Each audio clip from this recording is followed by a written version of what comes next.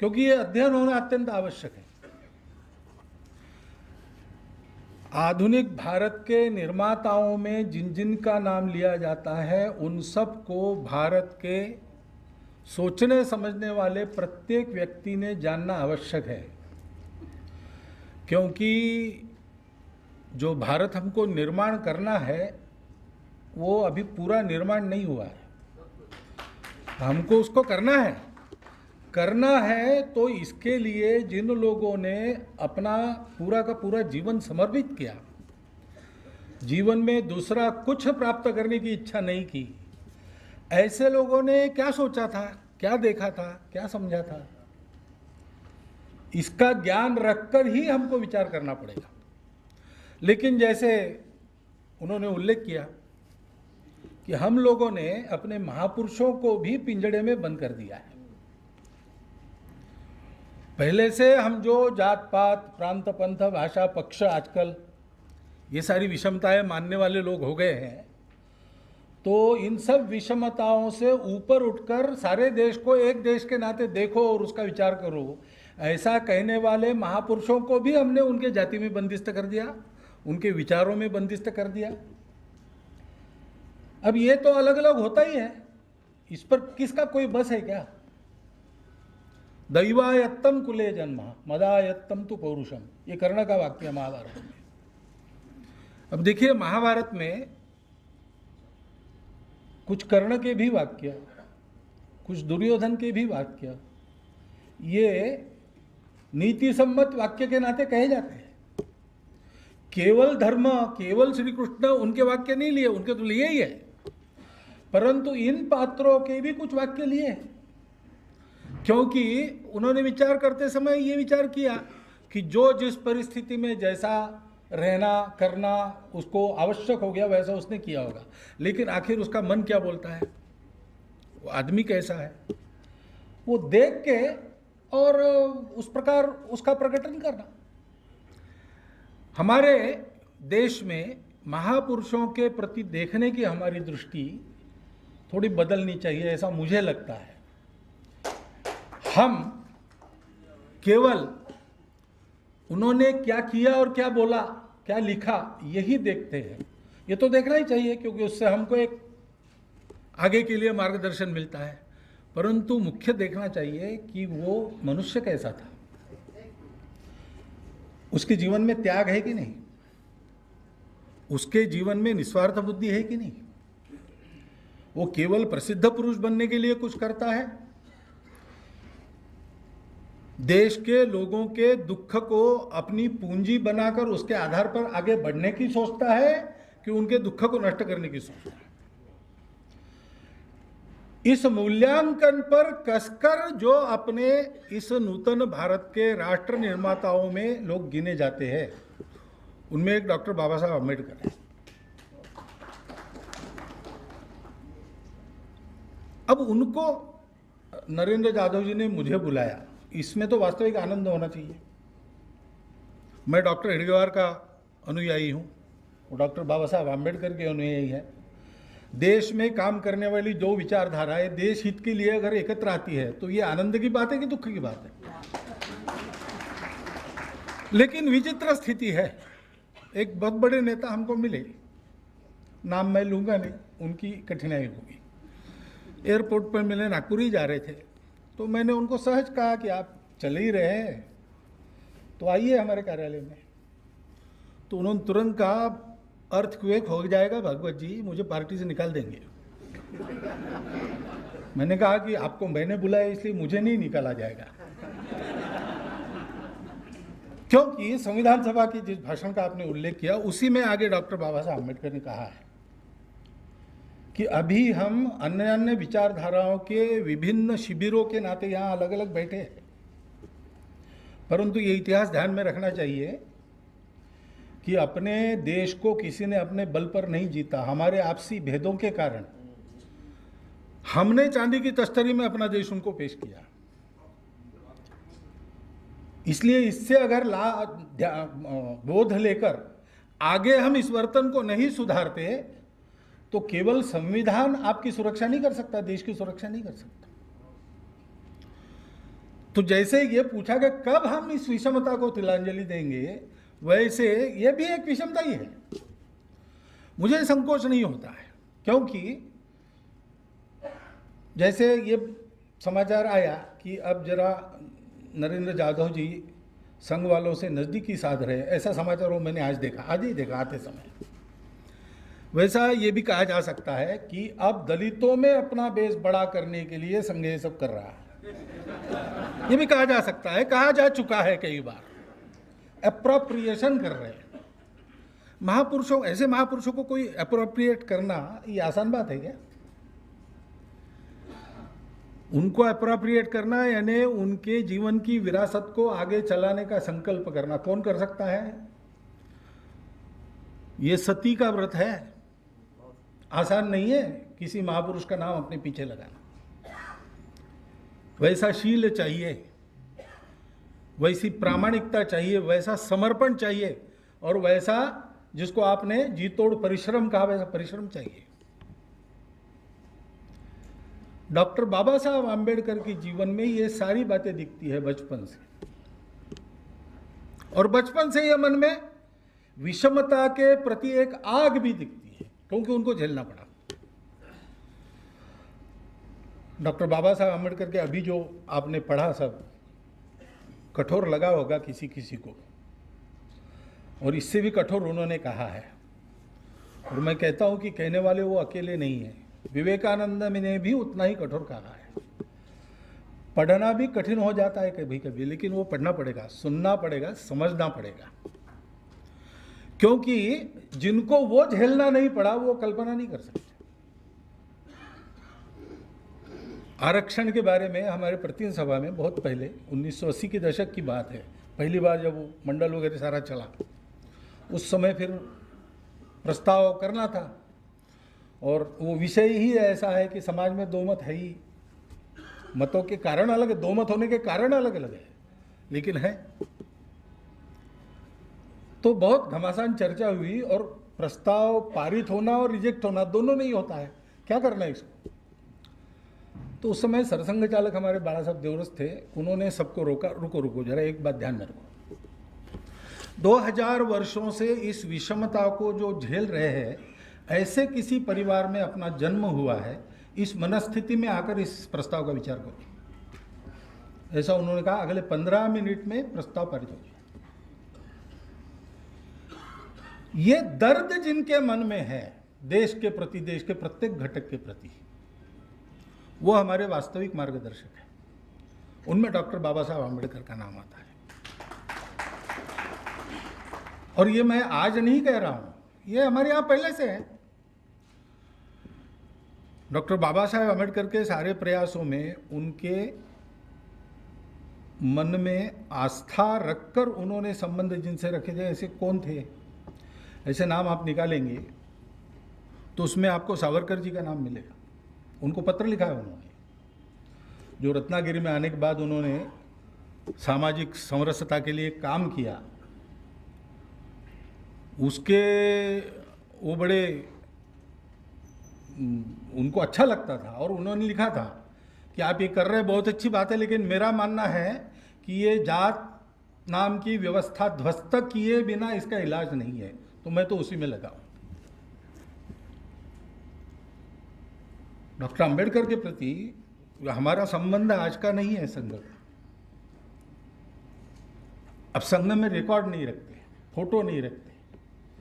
स्वयंसेवक को प्रसिद्धि के मोह से दूर रखने के लिए जो पथ परिचालन की है, उसका एक नुकसान हमको होता है कि हम उसका डॉक्यूमेंटेशन दे नहीं सकते। लेकिन ये बातें हुई हैं। हमारे एक संघ शिक्षा वर्ग में डॉक्टर बाबा साहब अम्बेडकर आए डॉक्टर एडगार को मिलने, वो थे तब की बात है, 1936 होगा शायद। क्या दादा याद है क्या? 39, उनके जाने के 1 साल पहले अचानक आया भोजन के समय। तो डॉक्टर साहब ने, भोजन प्रारंभ होना था, सबको रोका, डॉक्टर बाबा साहब को लेके आए, साथ बिठाया, साथ में भोजन किया। बाद में उन्होंने पूछा भी कौन किस जाति के है वगैरह, तो उनको ध्यान में आया कि यहाँ ये वातावरण नहीं है। अच्छा लगा। उस दिन दोपहर जो बौद्धिक वर्ग होने वाला था, उस बौद्धिक वर्ग को डॉक्टर साहब ने रद्द किया और उसके जगह डॉक्टर बाबा साहेब आम्बेडकर का भाषण रखा। विषय था भारत की दलित समस्या और दलितोद्धार। इस विषय पर उनका बौद्धिक वर्ग हुआ है। संबंध हमारा पुराना है। डॉक्टर बाबा साहेब आम्बेडकर ने दीक्षा परिवर्तन किया। हम हिंदू नहीं है, हम बौद्ध, हिंदू से हमारा कोई संबंध नहीं, ऐसा कह के किया उस समय। और हमारी क्या प्रतिक्रिया थी? हमको ऐसा लगा कि ये किए बिना जो करने वो चले थे वो कर नहीं सकते थे, इसलिए उन्होंने किया। और ये न करना पड़े इसके लिए उसके पहले 40 साल उन्होंने प्रयास किए, लेकिन उस समय सोया हुआ हिंदू समाज जागा नहीं, इसलिए उनको एक कदम उठाना पड़ा। संत गाडगे महाराज के साथ बाबा साहब आम्बेडकर को उनको मिलने के लिए गए थे ये पक्का होने के बाद। तो गाडगे महाराज ने भी उनको कहा कि इस निर्णय का पुनर्विचार नहीं हो सकता था। डॉक्टर आम्बेडकर ने साफ कहा नहीं हो सकता, तो उन्होंने मान लिया, कुछ बोले नहीं। बाद में एक गौरव विशेषांक किस मासिक का मुझे याद नहीं है, लेकिन 1963 में निकला। डॉक्टर बाबा साहब आम्बेडकर को गुरुजी को कुछ लिखने के लिए कहा था, तो गुरुजी ने लिख के भेजा है कि मैंने कुछ लिखना चाहिए, ऐसा आपने कहा इसलिए मैं लिख रहा हूँ, वरना लिखने की मुझे आदत नहीं है। मुझे लगता है कि स्वामी विवेकानंद ने ऐसा कहा कि आदि शंकराचार्य की प्रज्ञा और बुद्ध के हृदय की करुणा, इनका संगम अपने में रखने वाला कोई व्यक्ति भारत में होना चाहिए, तब इस समाज को दिशा मिलेगी। मुझे लगता है कि डॉक्टर बाबा साहेब आम्बेडकर के रूप में और ये संगम हमको प्राप्त हुआ था। सामाजिक विषमता के निर्मूलन के लिए उनके जिम्मे जितना हिस्सा था उन्होंने अपने जीते जी पूरा किया। और सब मतों की समीक्षा करते हुए उनके गुण दोष जानने के बाद अपने देश की मिट्टी से नाता न टूटे, इसलिए बाकी सब मत छोड़कर बौद्ध मत का स्वीकार उन्होंने किया और अपने अनुयायियों से कराया। ये बात हमारी पुरानी है और इसलिए पुराना एकात्मता स्तोत्र हमारा चलता था, उसकी जब पुनर्रचना हुई तो उसमें आधुनिक महापुरुषों के भी नाम आए, तब डॉक्टर बाबा साहब आम्बेडकर का नाम भी उसमें तब से है। हम रोज सुबह वो कहते हैं तो उनका स्मरण करते हैं। ये हमारी शुद्ध भावना,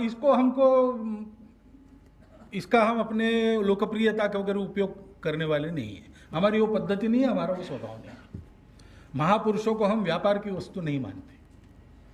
हम उनके चरित्र का अनुकरण करके उनके जैसा बनने के प्रयास में ही उनका नाम लेने की सार्थकता मानते। और ये बातें प्रचार कर, हम भारत में समानता के पुरस्कर्ता है, ये वास्तव में ऐसा कहना पड़े ये लज्जा की बात है। भारत में क्यों 2000 वर्ष विषमता चली? क्यों चली? मनुष्य के स्वार्थ के कारण चली। सब में ब्रह्म देखने वाली आध्यात्मिक दृष्टि देने वालों का सामाजिक तत्वज्ञान विषमता का कैसे हो सकता है? हमको देखना पड़ेगा। जो सनातन हमारी धर्म दृष्टि है उसके आधार पर हम गत 2000 वर्षों में चले कि नहीं चले?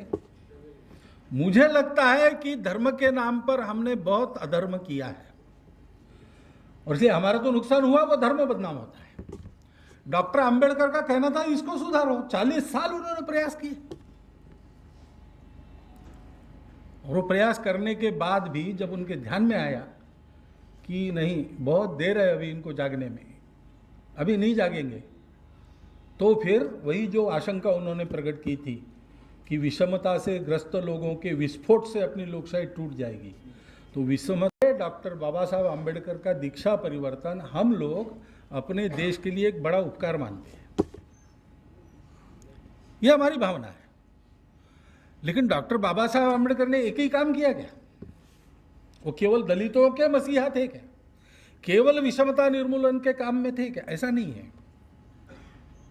ये सारा दंश झेलने के बाद भी और उसके उत्थान, उस वर्ग के उत्थान का प्रयास, ये उनका जीवन ध्येय बनने के बाद भी उनके मन में पूरे देश का विचार था, पूरे राष्ट्र का विचार था। और इस दृष्टि से जो चिंतन उन्होंने किया है वो बहुत मूलगामी है। अब कोई भी महापुरुष चिंतन करता है, कोई भी व्यक्ति कभी भी चिंतन करता है, तो उसका एक सामयिक अंश होता है। वो तात्कालिक रहता है, एक सनातन अंश होता है जो शाश्वत रहता है। विचार करते समय जो दृष्टि वो लेकर विचार करते हैं वो शाश्वत होती है। इश्यूज आते हैं तब उस इश्यूज पर उस समय क्या बोलना वो उनको तय करना पड़ता है, वो वैसा बोलते हैं। हमको अपने सब महापुरुषों का ऐसा अध्ययन करना पड़ेगा और डॉक्टर बाबा साहब आम्बेडकर विचारों का ऐसा अध्ययन किए बिना हमारे अपने राष्ट्र के अध्ययन को पूर्णता प्राप्त नहीं हो सकती, नहीं हो सकती।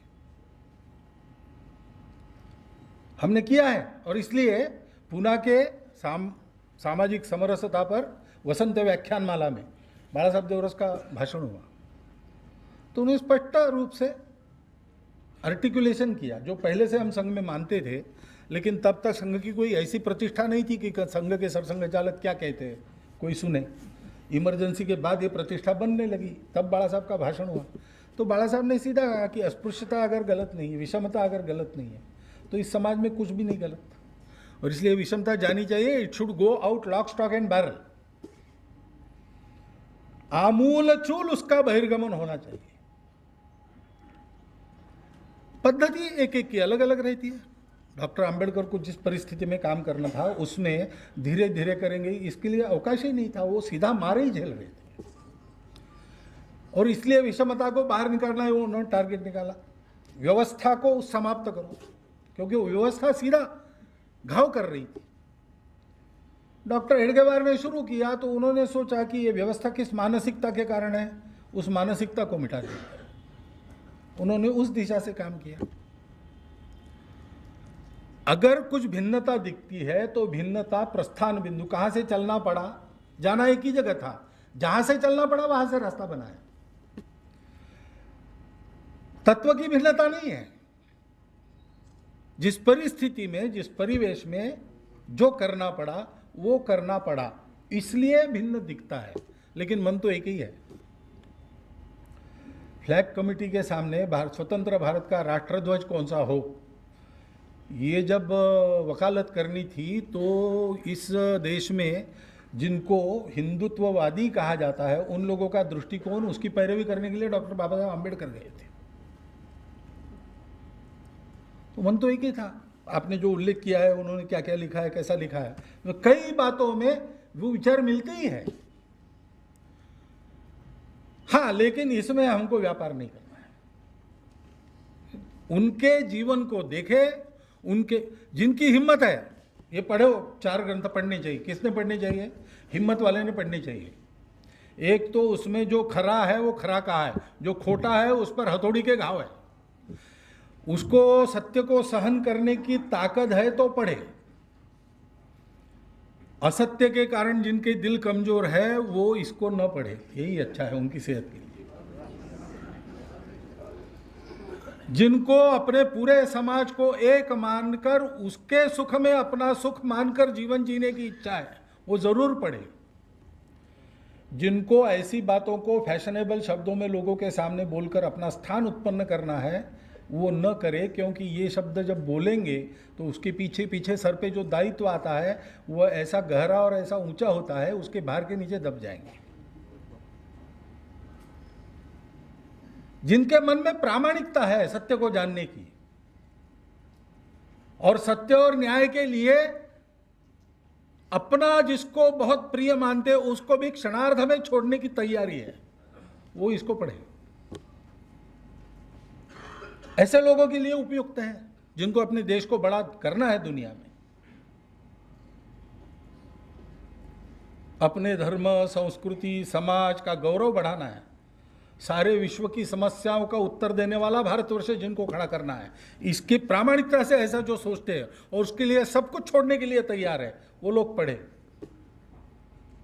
आवश्यक है। ये इच्छा जिन लोगों के मन में है उनको इन सब महापुरुषों को पढ़ना आवश्यक है। और सामाजिक विषमता का दंश झेलने वाले अपने समाज के अपने ही अंग की मुक्ति, ये एक विषय लेकर काम करने वाली जो धारा है उसके मुकुटमणि डॉक्टर आम्बेडकर को पढ़े बिना वो अध्ययन पूर्ण हो नहीं सकता।